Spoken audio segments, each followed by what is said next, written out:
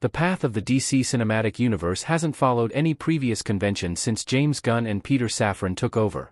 The duo all but scrapped what had come before and started things off relatively fresh, giving audiences a taste of what was to come with the animated series Creature Commandos before going big with 2025 Superman, which was closely followed by the second season of Peacemaker. This year will expand the universe in a number of ways, with Supergirl, Lanterns, and Clayface all on the way. If one thing is clear, the DCU is, like Matt Hagen, quite malleable. Perhaps more than any of the other DCU projects, Clayface really shows just how different the cinematic universe Gunn and Safran are building is from what has come before. This isn't just making a movie about a lesser-known supervillain, this is a movie that will, from what Gunn has suggested, swerve away from the usual superhero movie tropes and fall directly into the horror genre.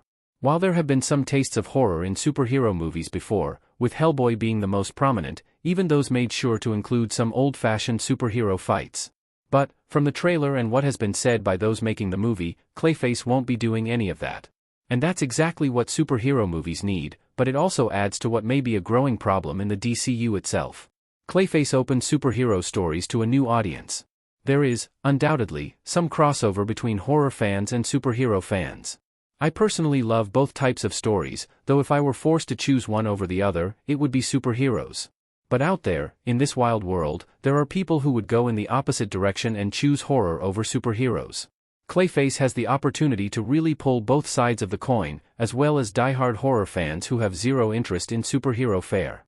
And, if the movie proves to be successful, it may not just open up one new genre lane for DC and Marvel to play in, it could open an entire highway of possibilities.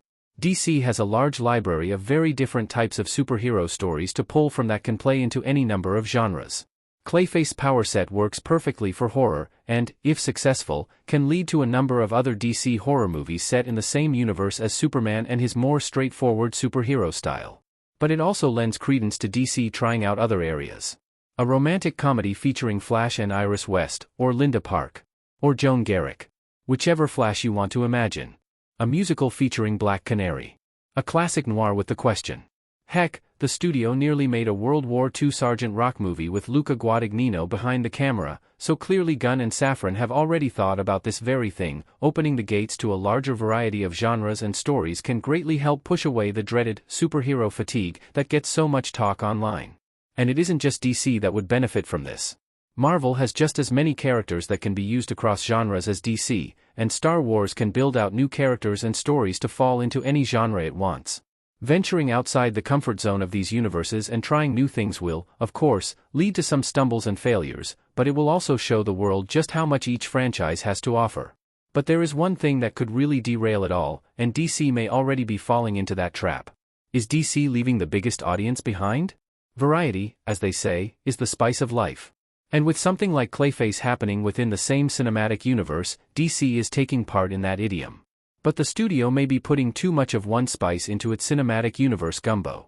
There is a fair concern that Gunn and Safran's eyes are overly focused on more mature stories and are leaving a large swath of the audience behind. By the end of the year, DC Studios will have released 6 in-universe projects: Creature Commandos, Superman, Peacemaker Season 2, Supergirl, Lanterns, and Clayface.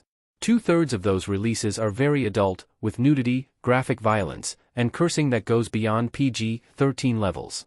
In other words, aside from Superman and Supergirl, DC is making things that the whole family can't enjoy together. In some cases, this makes sense.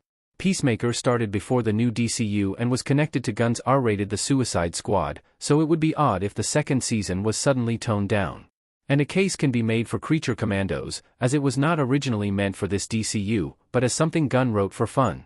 But why is a show about Green Lantern so intent on having Hal Jordan run around using the F-word?